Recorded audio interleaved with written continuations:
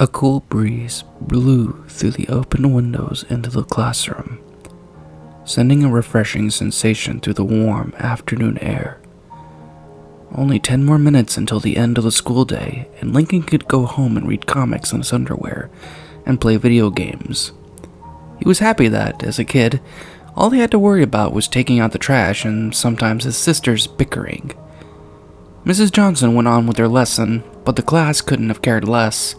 It was Friday, and there were only a few minutes left in the school day, and once the bell rang, learning would be the last thing they would ever have to care about. They all looked forward to the innocent weekend activities that would envelop the next 2 days until they were sent back to the daily routine of school. And that's what being a kid was about. School, homework, chores, and then what little time was left was used for fun. The clock ticked away, and the little hand was almost on the 3. Lincoln looked outside and watched the trees dance in the wind as he thought of all the fun activities he could do outside. Although he and his sisters weren't allowed outside after dark because recently, a few kids in and around Royalwood, Michigan had gone missing. The police suggested a serial kidnapper. Lincoln immediately pushed that thought out of his mind and turned his attention towards the sky.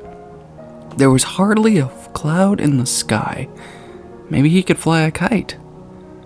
That was the last pure thought he'd ever have, because as soon as he thought that, he noticed a glowing speck in the sky that eventually grew bigger and bigger.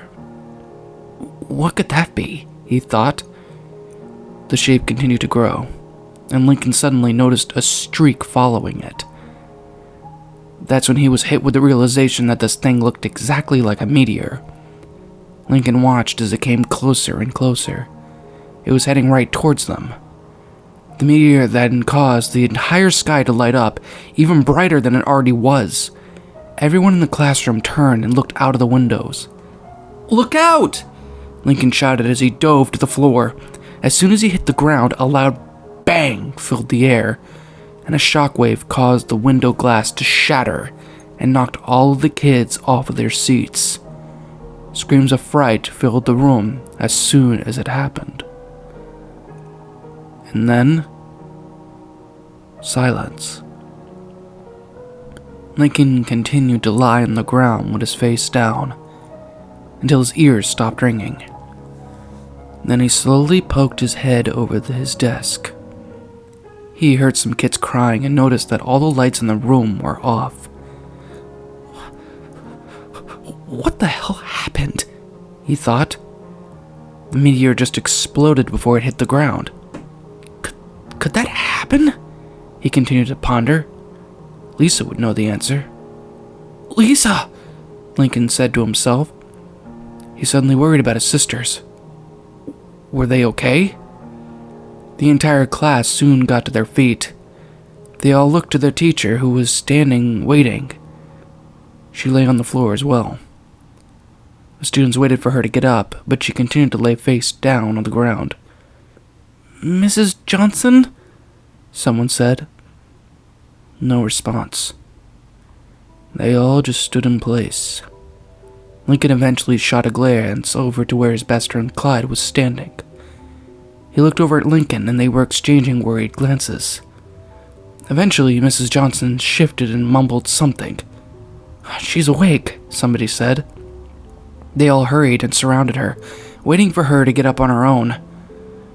She shifted to her side, revealing a strange, angry, scowling face. The entire class continued to stare at her in bewilderment until a girl said the teacher's name again. The teacher quickly turned towards the girl and sprung at the poor, defenseless child. The girl barely had time to scream before the teacher chomped down on her left cheek. The entire class screamed. A lot of students ran out of the room while others just stood frozen in place. Lincoln and Clyde looked at each other again, and this time their faces both showed pure fear. Eventually, a big kid went up, grabbed the feral teacher by the waist, and began to pull her off the girl. A bunch of kids continued to stand and scream at the terrifying sight. Lincoln suddenly rushed behind Mrs. Johnson and began to pull as well. This instigated Clyde to help too. Lincoln and Clyde weren't that strong, but they were forceful enough to begin to pry the teacher off of the kid. As they tugged, the teacher still had her teeth clamped down on the girl's cheek. Eventually, they were beginning to make progress in pulling their rabid teacher off the girl. But as they did, her teeth ripped a chunk from the girl's cheek. Even more kids ran out of the room at the sight of this. They had successfully pulled their teacher off the girl, and a student helped her up, and they both ran out of the room, with the girl covering her bloody cheek with her hand. Once they were out, only Lincoln, Clyde, the big kid, and 3 other kids remained. The teacher broke free of their grasp and quickly turned herself towards them and threw herself at Lincoln. Lincoln put his arms around to block the teacher as she tackled him to the ground. "Lincoln!" Clyde cried as he and the remaining students sprang up to help Lincoln. They all lifted her off of Lincoln and then shoved her as hard as they could, causing her to fall backwards and bang her head in the corner of the table. They all stood around their teacher as she laid still on the ground. Blood began to drool out of the gash caused by hitting her desk, and she was eventually surrounded by a pool of her own blood. One of the kids cussed as they all looked at each other, wondering what to do now. Clyde spoke up. What the? We need to go tell Principal Higgins or teacher. A scream coming from the hallways grabbed their attention. They all ran out to see that the halls were filled with absolute pandemonium. All the teachers were attacking every kid in sight. Lincoln and the remaining kid were transfixed on the chaos until one of the adults noticed them and ran at them at full speed. They all screamed and slammed the door. The adult crashed a hand through the little window in the door and grabbed one of the kids. He screamed as the adult pulled him closer to the door. The adult tried to bite him, but he couldn't stick his head through the window.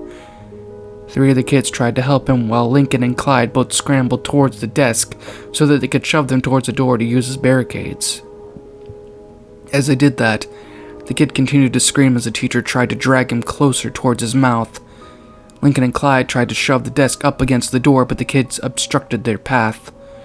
Lincoln searched desperately for a way to fend off the adult, but the only thing they had were pencils. They would have to do.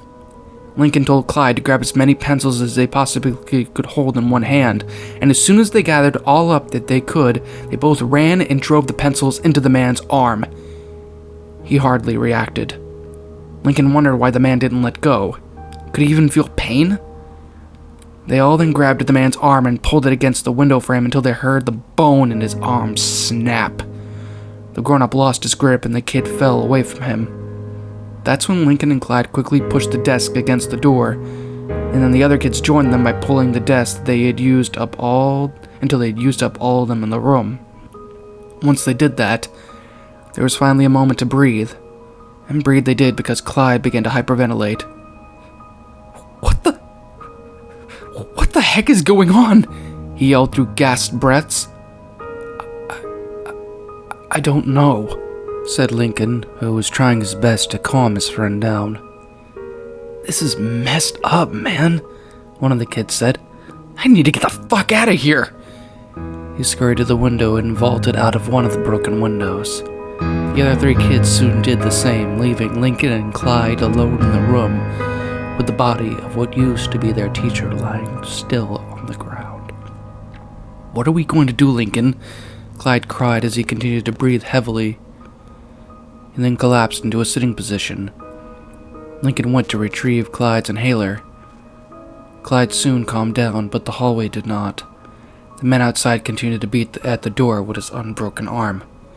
Clyde, we need to get the hell out of here, Lincoln said urgently, pointing towards the windows. I don't want to go out there, Lincoln, Clyde begged. We don't have a choice, Lincoln responded as he helped his friend to his feet. That door won't hold forever, and we can't stay here. Clyde knew that Lincoln was right, but he was still hesitant. Lincoln assured him that he still had his back, and with that, they both went over to the window and braced themselves for the carnage that was most likely they were going to witness outside. Lincoln and Clyde were greeted by the warm air as they hopped out of the window and rushed as fast as they could away from the school. The cool wind was but a slight relief to their flushed faces. They were almost to the street when Lincoln skidded to a halt. Clyde noticed this. "What's wrong, Lincoln?" Clyde asked worriedly. "My sisters. They might still be in there." Fear spread over Clyde's face. As much as going back in there was the last thing he wanted to do, he knew there was no way he was going to let his best friend go back in there alone. They both ran in front of the school, where the doors were in constant motion from kids running out. All of them had the same look of fear and confusion as they ran past Lincoln and Clyde. Lincoln turned to Clyde and told him that he didn't have to do this, and that he could go and continue on his way home, but Clyde's mind was made up. He was always going to have Lincoln's back, no matter what. Lincoln nodded to his friend, and they both rushed into the building. They bumped past several kids who wailed as they ran past them. Lincoln and Clyde paid them little mind until they noticed a girl running right to them who was being chased by an adult. They recognized the girl as one of their classmates, Molly. Behind her was the school secretary, Cheryl. Her tall brown hair stuck out like a sore thumb. She had the same furious scowl as Mrs. Johnson, and Molly was leading her right towards them. "What now, Lincoln?" Clyde inquired. Lincoln looked around desperately for something to use as a weapon. He quickly spotted an indoor flagpole that had a sharp-looking point at the top of it. "Clyde, help me pick up this flag. We're going to use this like a spear." A look of surprise developed on Clyde's face, and he quickly stored it away as he helped Lincoln remove the flag off of the stand and hold it so that the sharp point was facing towards Molly and Cheryl. "Charge!" Lincoln shouted. They ran at full speed towards the deranged secretary. They both yelled at Molly to move, and she did just that, driving away as Lincoln and Clyde zoomed past her. The flag skewered the adult right in the stomach, as Lincoln and Clyde thrust it in with all their might. But the secretary continued towards them as a pole dug deeper and deeper into her. Lincoln and Clyde continued to push until the pole was poking through her entire body. Lincoln looked at Molly, who was lying on the ground staring at them in a dazed shock. "Run!" Lincoln yelled at her. That snapped her out of her stupor. Her mouth moved like she was trying to say something, but no words came out. She eventually got up and continued to run as fast as she could. As a grown-up edged closer to them, Lincoln and Clyde then began to shift around the teacher in a circular motion. Luckily, the hallway was big enough for them to do this. As soon as they were standing on the opposite side where they were, Lincoln turned to Clyde and shouted, "Let's go!" They both let go of the pole and ran as fast as they could down the hallway towards the part of the school where the younger kids' classes were. The hallways were stained with blood, while kids' clothes and school supplies cluttered the entire floor. Lincoln prayed that none of the blood belonged to his sisters. They soon reached where the third-grade classes resided. Lincoln looked at the door until he saw the name of Lucy's teacher on one of the doors. Just like Mrs. Johnson's classroom, the room was also a wreck. There were chairs and desks that had fallen over, and books and papers were scattered all over the place. The blood on the floor in the room made Lincoln fret. He imagined all the kids clustered around the teacher, and just like the case with his teacher, the adult getting up and grabbing one of them. What if that poor kid just happened to be Lucy? "Lucy?" he cried. Clyde was about to tell Lincoln to be quiet when they heard a noise coming from the ceiling. Lucy, Lincoln thought to himself. It had to be her in the vents above them. She always spent time in the vents at home, so if anyone would know how to get into the vents at school, it would be her. Lincoln repeated his sister's name, and the sound of someone shuffling into the ceiling came to a halt. "It's me, Lincoln." One of the ceiling tiles moved, and a pale face poked out through the hole. "Lincoln?" said the girl in an uneasy voice. Lincoln breathed a sigh of relief. Lucy was always a person who never really showed much emotion, but Lincoln could tell by the way she said his name that she was very frightened. Lincoln held his arms open. "It's okay, Lucy. I'm here." The dark-haired child hopped down, and Lincoln caught her. "Oh, Lincoln," she repeated, her voice cracking. She buried her face in Lincoln's shirt and sobbed silently. Lincoln uttered words of reassurance and asked her if she was okay. She nodded with her head still buried in his chest. "What happened?" Lincoln asked, even though he was pretty sure he knew the answer. I don't know," Lucy whimpered. "I saw a bright flash from outside the window and then a loud bang. After that, the teachers went psycho and bit down on one of my classmates. All the other kids ran away screaming after he did that. I just sat frozen in my seat as the kid broke free and ran away. Fortunately, the teacher didn't see me as he ran after him. And I could hear screams coming from all out in the hall. I was too scared to go out there, so I unscrewed the screws from the vent and hid in it." She pointed to an open vent cover. Luckily, she always carried around a screwdriver. Lincoln gave her another hug and told her that they had to go find her younger sisters. I don't want to go out there, Lincoln. There's nothing but pain, misery, and death out there." "We have to," Lincoln urged her, but she was still too scared to move. "Lucy, please." He continued to tug on her arm until he noticed that her head was facing towards something behind him. Lincoln braced himself for what he was about to see and turned around. And there stood Lucy's teacher in the doorway. His face was stained with blood and wore the same furious glare as all the other adults. The three children stood horror-stricken at the adult that stood before them. Lincoln knew he had to search for something, anything to defend his sister, but he was too afraid to break eye contact from the teacher. "Lincoln," was all Clyde could say before the deranged adult charged at them. Lincoln and Clyde both screamed while Lucy's mouth hung open, although no sound escaped from it. Lincoln shoved her along as they ran behind some desks that were huddled together. They stopped and stood behind the jumbled desk, facing the teacher, who stopped at the other end of the pile and tried to decide which way he should charge from them. He bobbed to the left as he made the three kids bob to the left. He stopped and then began to weave towards the right, causing the kids to do the same. Eventually, the teacher seemed to know what they were trying to do and instead jumped on top of the desk and continued towards them. They all screamed and ran. The teacher tried to run towards where they were going to be and cut them off, but he slipped on a book that was on the desk and fell forward. Even as he fell, he swung at them and missed, which caused his face to be completely exposed as it planted to the ground. Lincoln, Clyde, and Lucy continued to run, eventually escaping from what used to be Lucy's teacher. "Now to find my other sisters," Lincoln said to Clyde. "Let's check Lola and Lana's classroom. It's the first grade section of the school. Hopefully they're still there. Safe and sound, at least." As they continued towards the twins' classroom, they passed scenes that were way too familiar to the others. Blood, body parts, scared children, dead children. Lincoln had already found one sibling alive and unharmed. Could he be fortunate enough to find the others alive as well? They soon reached Lola and Lana's classroom. Lincoln held his breath as he, Clyde, and Lucy entered the room.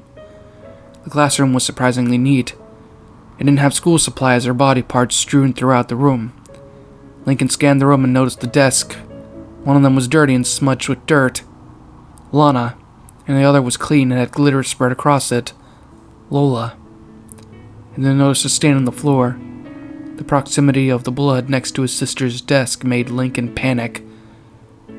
He followed the trail of blood to the corner of the room and noticed the body of what was that of the teacher lying flat on her stomach with a huge wound on her head. Beside the teacher, sitting huddled together with their faces pressed against each other's shoulders to try to hide their terrified faces, were Lana and Lola. Lincoln said their names. They both looked up and the tear-stained faces lit up with relief and joy as they saw their older brother. "Lincoln!" they both cried as they stood up. They both had some blood on their clothes, and Lana was grasping a monkey wrench that was stained with blood as well. As happy as Lincoln was to see his sisters, his heart sank once he put two and two together. The twins ran up to Lincoln and embraced each other tightly, Lincoln not caring if he got blood on his shirt. Are you two okay?" he asked as he gingerly pulled them away. "The blood on your clothes." "We're fine," answered Lana. "But all the blood," Lincoln began. Lana told him that after the blast had happened, the teacher went nuts and attacked a student that was sitting right next to Lola. So Lana pulled the monkey wrench from her desk and struck the teacher in the head until the student can get away. And the teacher pushed Lana off her and tried to attack Lola. This time, Lana dove on the teacher and kept hitting her in the head as she chased after Lola until she stopped moving. Lana and Lola were both sobbing by the end of the story. Lincoln pulled them in for another tight embrace, telling Lana how brave she was to protect Lola like that, which made her smile.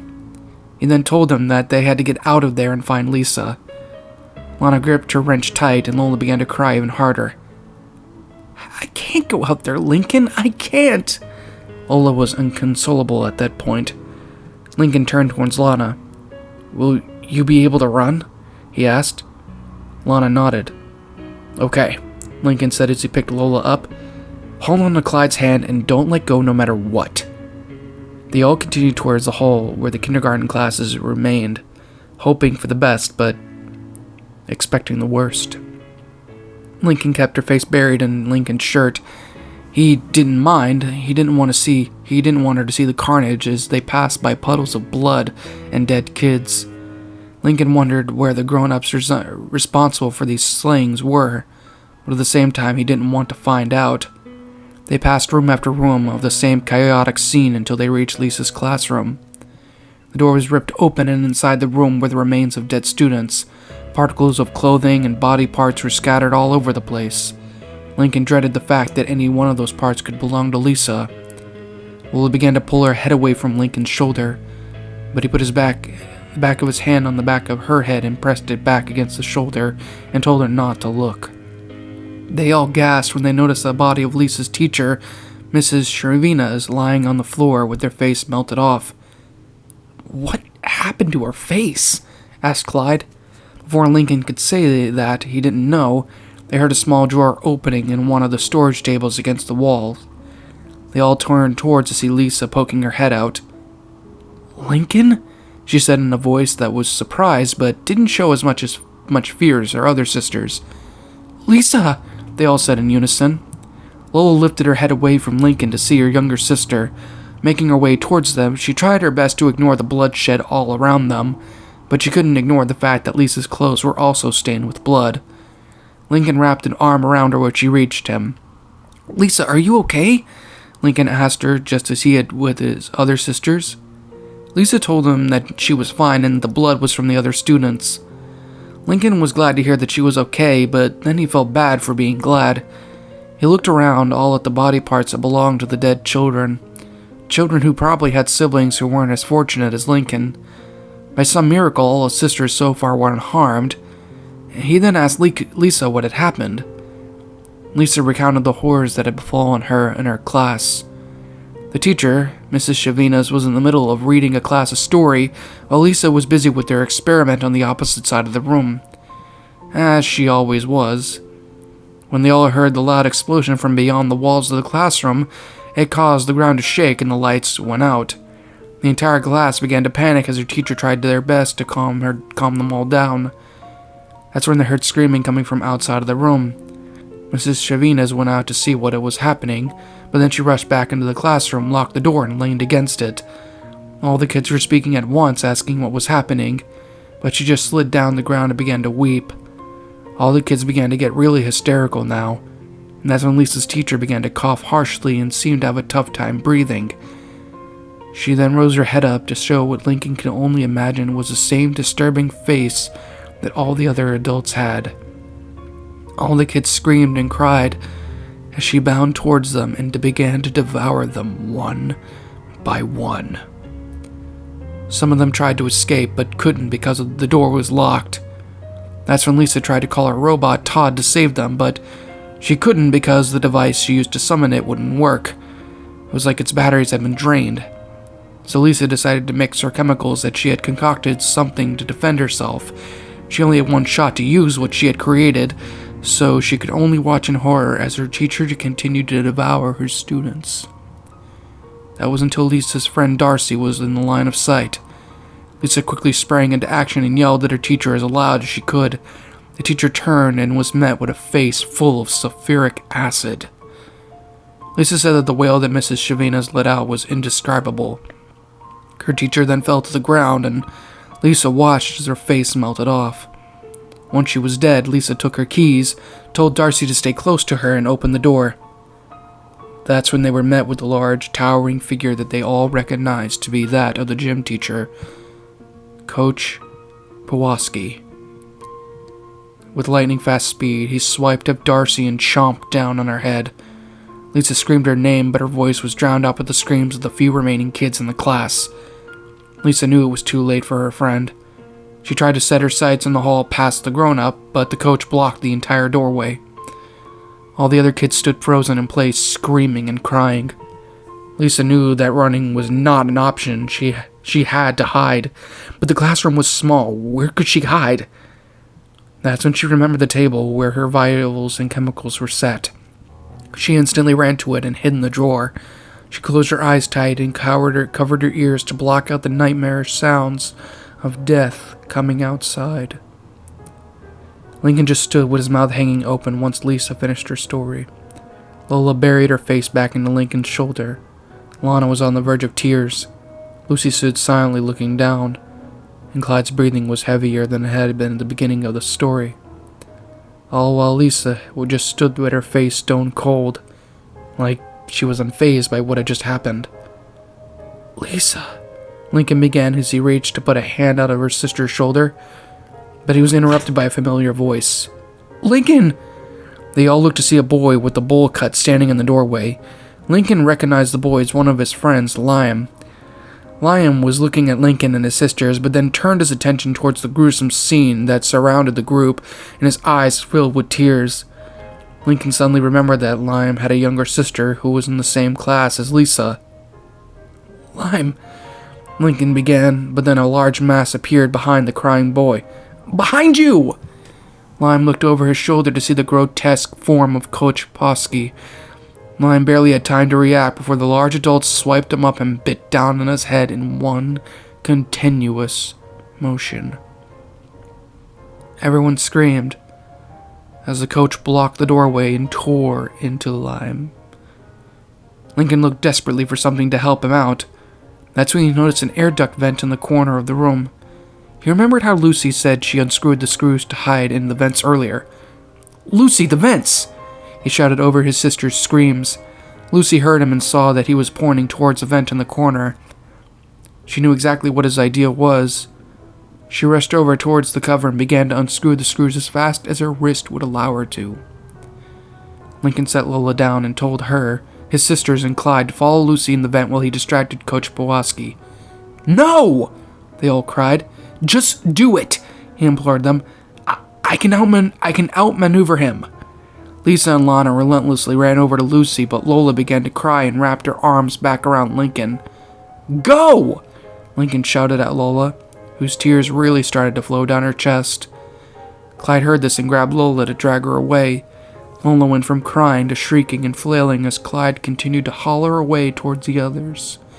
Lincoln was astonished that Clyde was managing to hold on to her as much as he was. Lincoln quickly turned his attention back to the coach, who was already halfway done with Liam. He then looked for anything he could use to defend himself, but all that laid around were bodies and kid toys soaked in blood. Lincoln couldn't believe one grown-up could cause all of this. He looked back at the coach, who had now finished consuming the small boy and was barreling straight towards Lincoln. Lincoln risked taking his eyes off the coach to shoot a quick glance at Clyde and his sisters. Lucy was still working off the vent and only had one more screw left. Meanwhile, Clyde was still holding onto Lola and had a hand over her mouth, while his other sisters just stared at him with wide eyes. He looked back at the coach, who was now within arm's reach. As soon as Lincoln realized this, he dove to his left and somersaulted away. All that time playing video games really did pay off. Lincoln's sudden movements confused the coach, who began to look around the room. Lincoln was afraid he was going to spot his loved ones, so he yelled at the adult. The coach quickly turned around and made another rush towards Lincoln. Lincoln briefly considered leading the adult into the halls, but decided not to take his chances running into other adults. Lincoln kept diving as the coach continued to make grabs at him. The adult was stupid, but fast. Luckily, Lincoln was faster. He managed to keep some space between the coach and himself. Lucy finally finished unscrewing the final screw and removed the hatch. She let her younger sisters crawl in first and then let Clyde let her crawl in before him. He turned and howled at Lincoln, who was standing behind Coach Pulaski. They both looked at Clyde, who quickly crawled into the vent. Lincoln took a step backwards as the coach looked back at him. All Lincoln had to do now was evade the infected adult one more time. The coach then made another grab at Lincoln, who dove again and sprinted as fast as he could towards the vent. The grown-ups were keeping pace.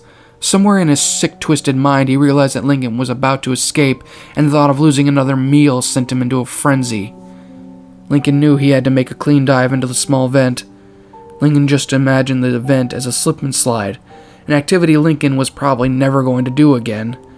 He gave it all that he had as he dove into the enclosed darkness of the vent, the edges of the vent scratched his arms as he slid on the cold metal. He was in, but he wasn't far enough in for Coach Pulaski to grab his shoes. Lincoln screamed and kicked frantically.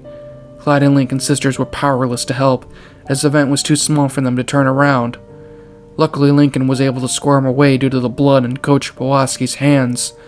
The grown-up tried to crawl into the vent, but he was way too big for it. "Crawl!" Lincoln shouted. The tight space made his shout loud and clear. Lincoln, Clyde, and the girls all crawled for their lives, as the roars of the adults that used to be their gym teacher began to fade. They continued to crawl deeper and deeper into the darkness, with only passing vent covers providing the slightest hint of light. They tried their best to ignore the sounds of chaos coming from below them. Lucy was fourth in line and called out directions as they reached intersections. Lucy had spent so much time in the vents, she practically knew them like the back of her hand. Eventually, she reached the back of their school. Lucy handed Lisa her screwdriver so she could get the vent open. Once she was done, she pushed the cover off and they were greeted with the bright sunlight. Lisa was able to position herself so that she would land feet first when she hit the ground. Luckily, they weren't that high up, so it didn't really hurt when she landed. She looked up at Lola and told her to jump. She was hesitant at first, and it took some encouragement from her siblings to get her to leap. Lana, however, leapt with no hesitation, followed by Lucy, Clyde, and Lincoln. Once they were all safely on the ground, Lincoln hugged his sisters once more. Then once they were done, Lincoln spoke up. "Lincoln, you could have gotten yourself killed!" Her eyes began to water again as she pressed her back against Lincoln's body and wrapped her arms around him. Lincoln put a hand on her head. He tried to search for the right words to console her, but they needed to focus on getting to their house as soon as possible. They had to go and see if their mom and baby sister were okay. Lincoln was glad that his younger sister Lily was sick. Not sick like the adults were, but sick like she had a cold, so their mom had to stay home and watch her. That's when Lincoln was struck with a horrifying realization. From what they had seen, only the adults were acting crazy. Why was that? There was no time to wonder that now. They had to get home as soon as possible. Lincoln lifted Lola up again. Lincoln turned to Clyde and his sisters. "Come on, guys, let's get the heck out of here." They ran as fast as their little legs could carry them. The world outside was just as dangerous as the world inside the school. Everywhere they looked, the same scene played out. Kids running all over the place, with the grown-ups attacking and devouring the kids who weren't fast enough or strong enough to defend themselves. They passed several bloody scenes, just as they had in the school. Lincoln's heart dropped when they passed a baby stroller that was knocked over and covered in blood. All the while, the same questions repeated in his head. Was his mom okay? Was Lily okay? Were his older sisters okay? How old did someone have to be infected? All these thoughts swirled in his head like a tornado. Just then they came across the body of an old lady that was lying in the middle of the sidewalk. Lincoln recognized the body. It belonged to a woman that was always riding around on a scooter. Scoots is what they called her. They all ran around the body, but as Lincoln tried to run around it, the body suddenly came to life and grabbed Lincoln by the leg. He and Lola both screamed, getting the attention of his sisters and Clyde. Lincoln tried to throw Lola away from him to get her out of harm's way, but she was latched onto him, so all he could do was stagger away from the old lady that clung onto his legs, all while Lola continued to scream in his ear. Clyde and Lincoln's sisters ran to him and tried to drag him away from Scoots, but she held on tight. That's when Lana hurried behind her and proceeded to whack Scoots on the back of the head with their wrench until her grasp loosened on Lincoln. Even when she let go, Lana continued to hit her in the head until she stopped moving. Once it was over, they all stood and stared at Lana and the body that lay before him. "He'd go down faster if he hit him on the head," Lana said as she wiped sweat from her forehead. Lincoln barely had heard anything that she had said, and since his ears were ringing from Lola's screaming just a few seconds ago. The pitch of the ringing began to get lower and lower. Lincoln was confused. In all his years of living in a house as loud as he had never had to deal with it ringing like that. Lincoln?" Clyde said. Lincoln wondered how he was going to hear Clyde despite his ears ringing. I know, said Lincoln as he continued to stare at the dead body in front of him. "No, not that. That." Lincoln looked up at Clyde, who was staring wide-eyed and pointing at something in the distance. Him, Lincoln, and then everyone else noticed that his sisters also had the same look of shock on their faces. He looked behind him and his heart nearly stopped. "Oh. Shit." Lincoln caught himself from swearing, but given that he was seeing a figure, he figured swear words were appropriate. The low-pitched sound he was hearing suddenly made sense, because barreling down from the sky was none other than a Boeing 747 airplane. Lincoln looked back towards everyone and shouted, "Run!" Clyde and the sisters didn't need to be told twice. They turned and sprinted while Lincoln turned back towards Lana, who was still behind him and the woman he'd just put down, gawking at the approaching jumbo jet. Lincoln grabbed her by the arm, which broke her out of her stupor, and she began to run too. He let her get a few steps ahead of him, and he firmly grasped Lola against his body and began to run as well. The roar of the airplane was tremendous, the low-pitched sound growing higher and higher the closer the plane got to the ground. It was louder than anything Lincoln had ever heard before, and that included when he would stand right next to his musically talented sister Luna's guitar amplifier at max volume when they sometimes played together in their family band. Just when he thought the world couldn't get any louder, the plane crashed to the ground and exploded in a massive fireball. Lincoln shut his eyes tightly as the explosion knocked them all down. He quickly turned as he was falling so he could land on the right side of his body to avoid hurting Lola. A scorching sensation traveled over parts of their bodies as they faced the explosion. The ringing in Lincoln's ears returned, only this time it was way more intense. So intense, in fact, that he could barely hear Lola screaming, even though she was right next to his face. After a few seconds of laying on the ground, Lincoln opened his eyes. His vision was blurry. He blinked several times until his vision cleared up. He looked at Lola and loosened his grip on her head so he could get a look at her face. What he saw broke his heart. Lola's face was contorted with fear and engulfed with tears, and her mouth was open in a continuous wail. Lincoln then began to get up and gently drew Lola's head back against his chest. He looked over towards Clyde and his other sisters who were already sitting up. Lucy had her hands pressed up against her face and her teeth were gritted shut like she had tried to keep herself from crying. Lana was sobbing and still tightly clutching her wrench. Lisa was just staring open-mouthed at the roaring fire that was emerging from the plane, and Clyde was sitting on the ground covering his ears with his eyes shut tightly. Lincoln's eyes began to water at the sight of his terrified sisters and friend. Now he was blinking to clear the tears away. He didn't want any of his sisters to see him crying. He had to be strong for them. "Clyde," Lincoln said. Clyde's eyes remained shut. There was no way in hell he was going to hear Lincoln's voice. Even Lincoln could barely hear his own voice due to the ringing in his ears. He walked over and poked Clyde's head. Clyde opened his eyes and Lincoln could tell he was crying. "Get up, we have to keep going," he insisted. Clyde wouldn't budge as he just stood and stared at him. Lincoln knew Clyde probably couldn't hear him, but he had to at least have an idea of what he was saying. "Come on," Lincoln urged, still being unable to hear himself talk, but he could tell his voice was loud due to him still being able to feel the vibration in his throat.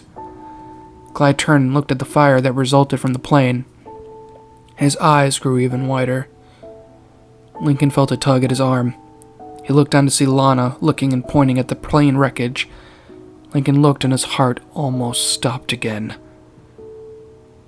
They all stared tensely as figures began to emerge from the monstrous flames.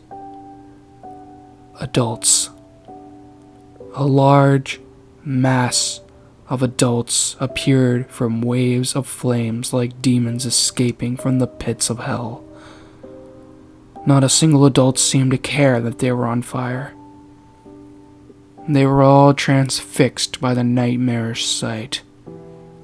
Lola, whose head was still buried against Lincoln's shoulder, began to straighten her neck to see what they were all looking at. Her movement broke Lincoln out of the trance. He tried to bring her head back towards him, but he was too late. She saw the approaching scorched forms of the adults and screamed. Lincoln could barely hear her due to the ringing that was always beginning to fade, but he could tell she was screaming loudly.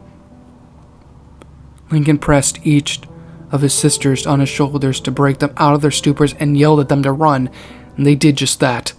Then he grabbed Clyde by the shoulder and hoisted him up onto his feet.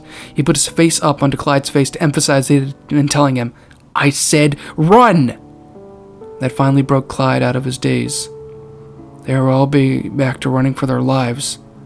Lincoln daring not to look back at the blazing monsters that were pursuing them. A gnawing sensation of pain began to encompass his legs. He knew all the running was taking a toll on his body, but he wasn't going to let it stop him. He had to keep going for his sisters, who he was sure were beginning to just get as sore as he was. The only difference was none of them were carrying a 40-something-pound 6-year-old. Still, there was no way he was going to slow down, not until they reached the safety of their home, which was beginning to come into view. Lincoln turned his head around to get a glance behind them. The burning adults were getting further and further away, but he could still see the flames from the plane dancing in the distance. And they were only a few houses away from their home, the place where he and his sisters had spent their entire lives. To them, no place seemed safer. They were now in front of their neighbor, Mr. Gauss's house. Soon all their worries and problems would be erased. Soon they would all walk through their front door and be greeted by their mother, who would be so relieved to see them all alive and unharmed. She'd hug them all in a nice warming embrace and assure them that everything would be okay, and nothing would be able to hurt them ever again. "Lincoln, look out!" Clyde shouted. Lincoln woke from his daydream and looked to see his infected neighbor, Mr. Gauss, charging at him with a rake. They all screamed as their elderly neighbor reached Lincoln and swung his rake in a blind rage. Lincoln dove out of the way and landed on his right side again. He looked back and Mr. Gauss came swinging at him again. Lincoln wasn't going to be able to get up and out of the way this time. All he could do was hold Lola tighter to him and brace himself. The infected adult rose the rake and prepared to swing downwards. "No!" Clyde shouted as he latched onto the end of the rake and held it on with his might. Then Lincoln's sisters did the same. "No, don't!" Lincoln shouted. He didn't want Clyde or his sisters to put themselves in harm's way for his sake. Lincoln quickly got up to his feet and gingerly put Lola away from his body. He told her to run to the front door while he tried to set her down, but she was reluctant. Lincoln pleaded with Lola to hurry as he tried his best to get her to let go of him. Mr. Gauss began to shake the rake as Clyde and Lincoln's sisters held on to it with all the strength they could muster. Eventually they couldn't hold on any longer, and the force of the shaking rake sent them flying a few yards away. Lincoln shouted again, and the old man looked back at him with the same rage-filled face that every other grown-up had. Lincoln was terrified, but he had to stand between his neighbor and Lola, who, thanks to her stubborn fear, was still in harm's way. Lincoln wished Lola had run when he had told her to, but he understood that she was scared. They all were. Lincoln then grabbed Lola by the hand. "Get ready to run," he told her, "and no matter what, don't stop until you reach the door." She just responded with a gurgled sob and a nod. Lincoln knew that she wouldn't be able to run very well since she was wearing a dress. She was no longer wearing any shoes. Her heels that she usually wore must have fallen off some time ago. Their neighbor charged at Lincoln again. He ran and tugged Lola along, pulling himself between her and Mr. Gauss, ducking as he swung the rake at him again. Lincoln then let go of Lola's hand and watched as she continued to run towards the door to their house. She then noticed that Lincoln was no longer beside her. She turned back and cried his name. "Keep going," he told her. He then looked at Clyde and all of his other sisters. He told them to run too.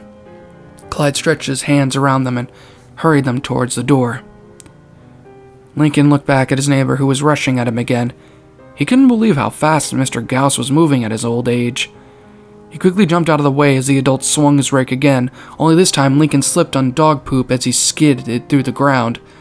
Mr. Gauss came at Lincoln again as he lied on the ground. Lincoln desperately tried to get up, but he was exhausted. He had been more physical in the last hour than he had been all week, and he was always busy. He did have 10 sisters, after all. All Lincoln struggled to find the energy to act fast. He wished more than anything that none of this was happening. He thought today was going to be like any other day.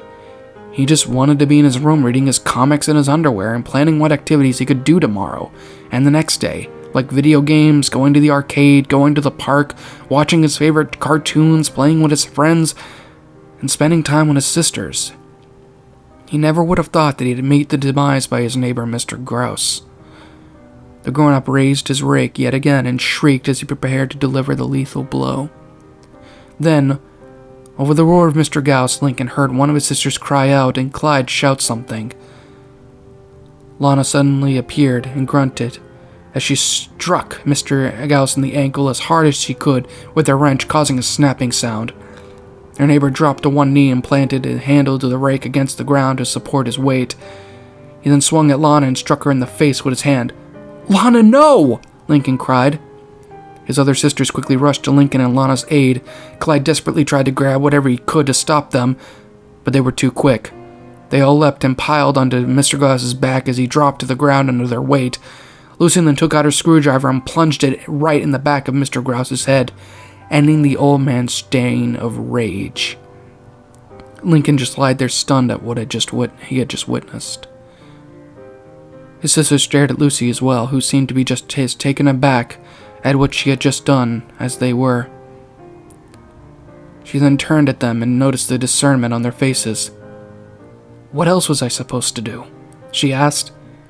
It took a few seconds before anyone could say anything. In that time, the only sounds were the sound of screaming kids and wailing adults coming from the distance. Finally, Lana spoke up. "She's right. We had no choice." She then looked at her wrench she had used earlier. It still had bloodstains on it. "We have to protect each other." Lincoln began to get up as Clyde reached them after standing in silence. I'm sorry, man," Clyde cried. "They were so fast, It's okay," Lincoln told them before looking back at his sisters. "Thanks for the help," he began as he stood up and walked towards his sisters. "But I don't want any of you to do something as reckless as that for me ever again." His voice was stern by the end of this sentence. His sisters all stared at him with worried and slightly puzzled expressions. "We were just trying to protect you," said Lana. "That's my job," Lincoln responded as he stretched his arms out and hugged all his sisters in a comforting embrace. They all held each other for a few seconds, ignoring the world that was continuing to plunge deeper and deeper into chaos. "Come on," Lincoln finally said, his voice bringing them all back to the cold reality. "It's not safe out here." He motioned towards the door, waiting for them all to get in front of him, and Clyde. They all took one more look at their dead neighbor. Lucy debated whether to remove the screwdriver from his head and take it with her, before finally deciding against it. She had plenty of screwdrivers and other tools in her room. Lincoln spoke once they all stood in the front of the door. "I'll go in first." They all nodded. Lincoln looked at Clyde, who nodded as well. "I'm right behind you, buddy." And with that, Lincoln slowly turned the doorknob open. Lincoln opened the door slowly, which is something he rarely ever did. If this was a normal day, he'd swing the door open, kick off his shoes, and throw his backpack off in a random direction. But this was not a normal day. And it probably wouldn't be a normal day for the rest of his or his sister's lives. The house was dark and quiet, sunlight streaming through the broken windows. Most likely from the blast, that was the only thing providing illumination. Outside they could still hear scenes of chaos and death. The only thing scarier than those sounds were the sounds of silence coming from every room in his house. This was the loud house. It was never quiet. Lincoln walked softly across the living room, wondering where his mother would be. He hoped she'd be waiting for them right by the front door. Maybe she left to go find them? No. That means she'd have to take Lily with her, and there was no way she was going to risk putting her in any danger in the outside world. and she couldn't leave her there either. That meant their mom still had to be there, but where? Lincoln stood, looked back as Clyde and his sisters, who had now all entered into the house as well, and then looked at the staircase, and then at the door to his parents' room. She's either upstairs in Lily's room or in her own room, Lincoln thought to himself. He decided to go check his mom's room first, since it was the closest. He tiptoed over to the door and slowly turned the doorknob. The door creaked open and he steadily peeked inside. He scanned the room from right to left until his parents' bed came into view. There was a lump under the covers in the size of his mother. Was she asleep? Lincoln wondered. How could she have slept through the blast? And the ensuing pandemonium sounded like kids screaming the roar of the plane crash? Maybe she's just tired, Lincoln told himself. She's a busy lady, always working, always cleaning, always raising her kids. She deserves some rest. Plus, living in a house with 11 kids, he learned to sleep through anything. Lincoln continued to open the door. His siblings crept up behind him and peered into the room, until they all saw the lump on his bed as well. "Mommy!" Lola screamed. Lincoln turned at her to shush her, and when he looked back at the bed, the shape had risen to an upright position. The blankets were still covering its body. Lincoln's siblings rushed past him, leaving Lincoln and Clyde alone in the doorway. They surrounded the form on the bed, all speaking at once. Finally, Lola hopped on the bed and removed the covers of their mom's head. She screamed. Everyone else in the room screamed as well. Tears began to fill their eyes. Their mom was one of them. She was infected. "Mommy!" Lola screamed again. The infected adult that used to be their mother hissed and raised an arm towards Lola. The young girl was too scared to move. She just sat on the bed and continued to cry as all her sisters did as well. "No!" Lincoln screamed. His worst fear had finally been realized. He rushed towards his mother. "No, no, no, no!" he continued, as he jumped under the bed and dove right into his mom. He forced her against the mattress. Surprisingly, he was able to hold her down. You can't be gone. You can't leave us. We need you." Lincoln's face was swelled with tears and sweat as he looked into his mother's eyes and saw no sense of recognition, no sense of emotion, only the need to cause harm. His mom suddenly found the strength to shove him off of her. He continued to look at him for a moment and then turned back to Lola, apparently deciding that she would be an easier target. Tears continued to stream down her face. Their mom tried to grab her, but instead ended up knocking her off of the bed. Her siblings tried their best to break her fall as the mom shuffled over to move the covers out of her way so she could get up off the bed. Lincoln got back up and slammed into his mom again, holding her against the bed's headboard. He looked back at the terrified siblings and told them to run, but just as they had before, they refused. Lincoln couldn't hold his mom back any longer, and she shoved him again, harder than the last time, which caused him to fall off the bed as well. Their mom finally removed the covers off the rest of her body and stood up. She towered over all of them. Lincoln's sisters continued to wail as their infected mother reached for them. Lincoln stood up, and this time he was angry. He glared at what used to be his mom, so nice and caring, now taken over by a disease. He couldn't believe this was how it ended for her. She worked hard all her life taking care of 11 kids, always trying her best to suit their needs, always trying her best to love all of them, and now she was gone, consumed by the very fate as every other adult in Royal Woods. Why now? He thought to himself. Why did it have to be today? A day where everyone still had their whole lives ahead of them. So much potential wasted. It couldn't have been several million years in the future when humans probably would be long gone. Instead, the human race was probably going to end today. This thought made Lincoln even angrier. He laid all that blame on the things that stood in front of him. The thing that represented everything that had gone wrong today. The thing that was part of the sinister plague that was responsible for so many deaths. He harnessed that rage and projected the fact that this thing used to be his mom out of his head. He charged right straight for it and slammed into it with such force that the monster's head whiplashed before it started falling. Lincoln continued to push into it as they were both falling. He suddenly felt his body jerk and heard something hitting the compost wood of his nightstand next to his mom's bed. Lincoln's sisters all cried out as soon as the sound filled the room. Soon Lincoln and what used to be his mom laid on the floor. Lincoln continued to keep his arms wrapped around her until he realized that she was no longer moving. "Lincoln!" he heard Clyde call out to him. Lincoln lifted his head up and looked at Clyde, and then to his sisters who just stood frozen with their mouths agape, tears still slowly crawling down their faces.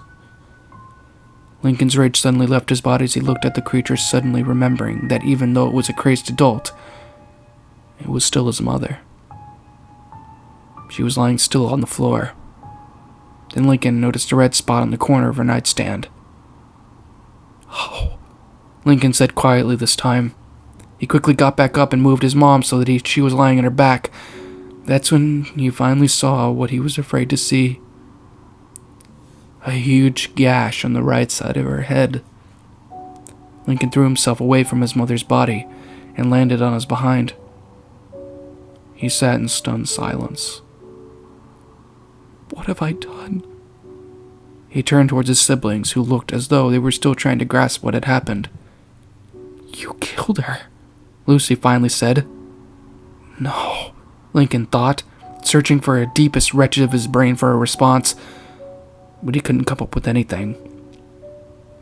"Mommy," Lola cried again, and all the Lincoln sisters ran up to their mom's body and began to cry. Lincoln finally got up and walked over to his sisters.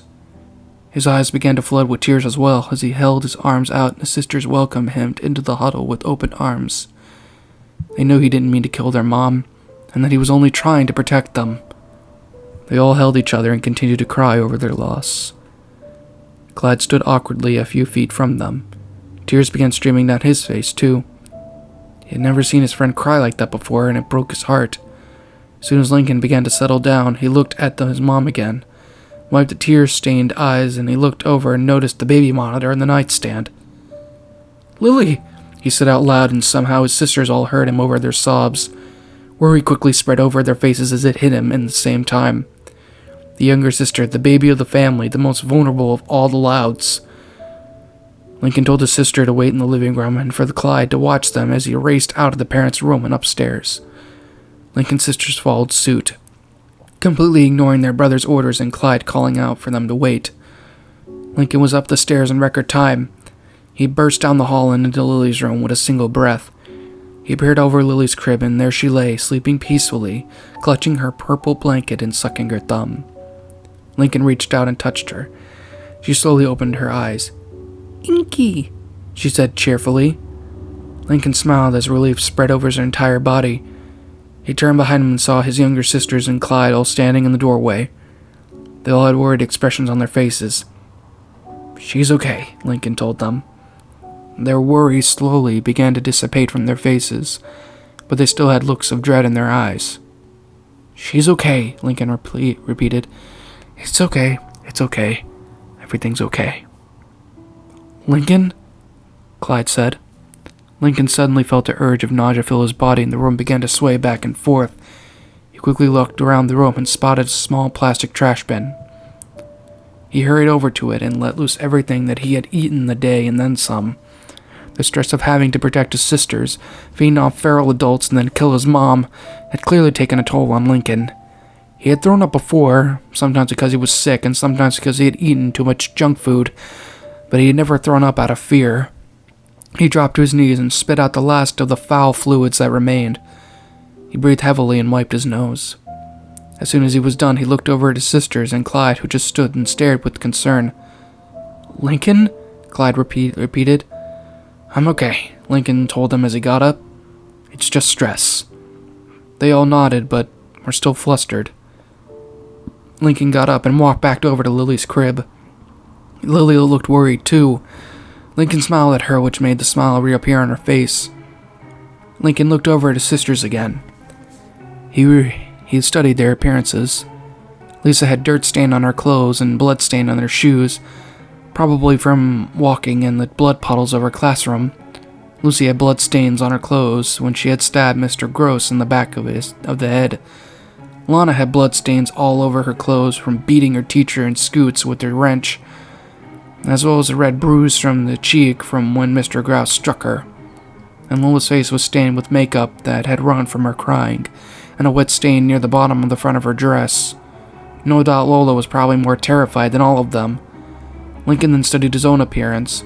He had dirt, blood stains all over him, and a brown spot in his shoe from where he had slipped on Charles's poop. He looked back up at his sisters and smiled. "Let's get all of you cleaned up," he said. Lincoln and his sisters all sat quietly on the living room floor. They were all cleaned up now. The electricity may not have worked, but luckily the water still ran. Lincoln had helped wash his sisters, and now they were all nice, clean, and comfy in different clothes. Lola had to wear a different outfit and shoes that were better suited to run in just in case. After Lincoln was done helping clean up his sisters and himself, he went down to his mom's room and wrapped her in the bed covers and closed the door. He never wanted to go in there again. Clyde then told Lincoln that he had to go to his parents' house to see if they were alright. Lincoln tried to convince him not to go, but he wouldn't let up. That's when Lisa spoke up and told him that she's noticed that everyone who seemed to be affected by this disease were all adults. Clyde broke down, realizing that his dads were most likely dead. It was quite a task to get Clyde to calm down since his inhaler was almost empty. Luckily, Lisa was able to come up with something to substitute it. Lincoln held Clyde as he sobbed over his parents and Lincoln's sister as he tried their best to comfort him. Then Lincoln and his siblings had to accept the fact that their dad was probably dead as well, which brought a coat of fresh tears upon their faces. After that, they boarded up the windows since there was no glass to keep out the outside world. Not that the glass would help anyway. Luckily, Lincoln still had plenty of wood laying around that he'd use to barricade himself in his room whenever April Fool's Day came around. He missed when this was the thing that he was frightened of the most, his older sister Luann's pranks. He hoped and prayed that his older sisters were okay. They decided not to board up the doors just in case his older sisters showed up. Instead, they moved the couch in front of the door and the dining room table against the door of the kitchen. When they moved to the couch, they found their dog Charles cowering underneath it. He was just as happy to see them as they were to see him. There was also their pet hamster Geo, who resided safely in his cage, along with their pet bird Walt, who rested comfortably in his cage as well. Lana had also had her miscellaneous pets, but most importantly, she had her pet frog Hops and her pet lizard Izzy. As for their pet cat Cliff, they had no idea where he was. They all hoped he was alive and safe somewhere. The house was the only protection they had against the outside world. Sure, there was Lisa's bomb shelter, but unfortunately a car had crashed and flipped right on top of it, so there was no way they were going to be able to get in there. Instead, all they could do was just sit silently on the floor and wait for their older sisters to show up. Hopefully. Kris hid in the dressing room in the department store that he had managed. A few moments ago, he was helping a lady find some shoes for her 1-year-old son, and the next loud bang filled the air and the glass windows at the front of the door shattered, sending them all falling to the ground. When Kris got up, he noticed that every light in the store was off and that the mother was on her screaming son, biting into his face. Kris stood, frozen, wondering what the hell she was doing and what he should do.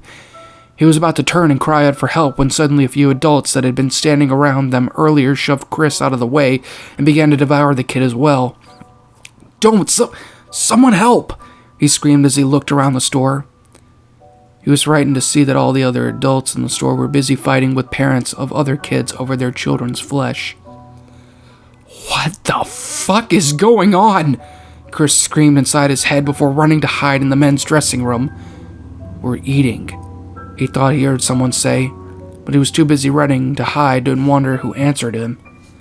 He slammed the door behind him and locked it. As he cowered in the small dark room waiting for the screams to stop, Kris could swear he heard voices. "Gimme that! He's my son, I get to eat him. Sharing is caring. Go find your own little bastard." Kris reached into his pocket and pulled out his smartphone to call for help, but it wouldn't turn on. "Fuck," he said to himself. He threw the phone down, covered his ears, and continued to cower in the room for what seemed like hours. but it only had just been a few minutes. Once the sounds and voices finally seceded, he unlocked the door and peeked out of his hiding spot. There was no one in the store. There were little scenes of chaos throughout the store. Puddles of blood and corpses of dead kids polluted the ground. Kris figured now was his chance, and he ran out of the store. Outside was just as bad. Everywhere he looked, there were adults running in random directions. Some of them were chasing kids and teenagers who were either out of school for the day or just truant. He ran to the back of the parking lot where his car was parked, bobbing and weaving through the network of parked cars. A scared teenage girl ran right at him, begging for help. When Kris saw the huge crazed man behind her, he pushed her away from him and continued to his car, ignoring her pleads for mercy and her cries of pain. Kris was almost to his car when a fellow adult who was couching behind the car jumped out at him, causing him to fall into his butt. "Please don't hurt me," he cried, looking away with his arms in front of his face. He waited for the adult to attack him, but it never did. He could hear the adult's raspy breathing. It was still standing right in front of him, but it wasn't attacking. "Don't be a pussy," Kris heard a voice right inside of his head say.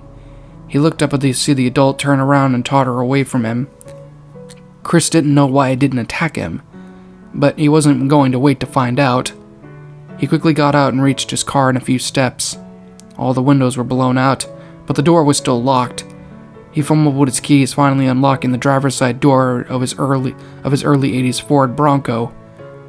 Once inside, he shoved his keys into the ignition and turned them. It took a few tries, but his car suddenly rambled to life. Kris backed out and drove away so fast that the car left a clean trail of skid marks. As he drove, he passed several scenes of mayhem. He couldn't drive a few seconds without seeing an adult tear into a kid, or without kids running up to his car for help. Kris wasn't about to stop for any of them. The only thing he cared about was getting himself to safety. Kris slowed to a stop as he came up to the spotlight. He noticed all the lights were off. He looked around and noticed several buildings were completely dark on the inside, and all electrical signs outside of the buildings were off as well. A revelation quickly entered Kris's mind. That blast! Could it have been an electromagnetic pulse blast? He continued to look around the world that was now devoid of electricity and started to chuckle, which quickly became a fit of maniacal laughter. Looks like all the years of prepping for such an event are about to pay off. He slammed on the gas and drove off into the distance. Kris thanked his lucky stars that he had his trusty Ford Bronco to drive him to safety. Wasn't anything fancy, which is why it was so important. He had nothing that the M blast couldn't damage. He continued to drive like a maniac through the derelict streets of Michigan, passing many scenes of destruction. Cars and other vehicles had crashed into homes and buildings, and adults were continuing to devour helpless kids. At one point, he saw a few kids fighting back. They were able to take down a few adults at first with random weapons such as blunt objects and knives, only to be swamped by their sudden surge in numbers. It was like a real-life zombie movie, where characters would get overwhelmed and devoured in a grisly fashion. Kris loved horror movies. If it had gore, he was a fan of it. He never imagined he'd be part of one day. The scene that played out in front of him distracted him on the roads as a kid ran out from his vehicle, all bloody and bruised. Kris ended up driving right over him. "Oh shit!" Kris said out loud, and then drove faster where several adults began to run up to the kid's body. Kris didn't fret over what he had just done. That kid is good as dead anyway. And besides, what's one more dead kid to my resume? He chuckled to himself. Kris was driving as fast as he could. He just wanted to get home so he could plan on what his next course of action would be, and maybe have a bite to eat. As Kris drove, the elementary school came into view. As he drew near, he thought to himself, all those kids must be scared shitless. If any of them are even still alive, that is. He then began to wonder how messy it must have been there, as well as when he noticed a bright-haired girl in a ponytail standing at the school while backing into the street. "Watch out, ponytail!" Kris muttered to himself, not letting up on the gas at all. The girl noticed him in the last second and quickly drove out of the way. "Dumb bitch," Kris spat as he watched the girl shrink further and further away in the rearview mirror. About 20 minutes and several dozen gruesome scenes later, Kris finally reached the house. It was a small 3-bedroom residence with a basement. It wasn't anything too impressive, but to Kris it was enough. He quickly leapt out of the car and rushed to his front door, unlocking it and entering the dark, lonely house. Like every other part of the town, the house's electricity didn't work, but seeing as though Kris was prepped for a major event, he had a lot of his electronics stored into an electromagnetic pulse-proof container in his basement, and one of those electronics was a small portable freezer that was packed with meat. Kris's stomach rumbled as it was almost lunchtime. He went down to the basement, grabbing some meat and threw it on his wood-burning stove. Once the meal was cooked, Kris dug into it like a feral beast. He and those things out there weren't so different after all. Throughout his adult life, kids around the area he had lived in had been going missing, and the field of activity slowly be spreading towards rural woods. He knew he was responsible. Kris thought back to his time in the army, remembering how he ended up like this. Although he wasn't sure why those things out there were suddenly like that, one thing he did know that they both enjoyed the taste of succulent, delicious, juicy human beings. In fear and surprise, as your eyes widen, your mouth goes dry with each battered breath. You try to scream, your mind begs to leave, glued to your computer screen. The killers they slash, the tapes burn and crash. The cartridge you bought will be your final haunt. The rituals of hate will seal your fate.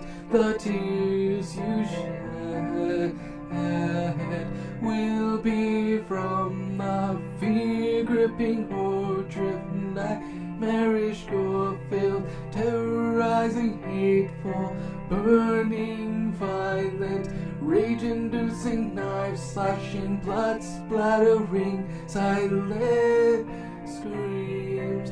Only time will tell if you will escape this online hell. Your horror-filled obsessions will come with its own regressions. Your pathetic screams will not be heeded in any way, because your nightmares will come at any day.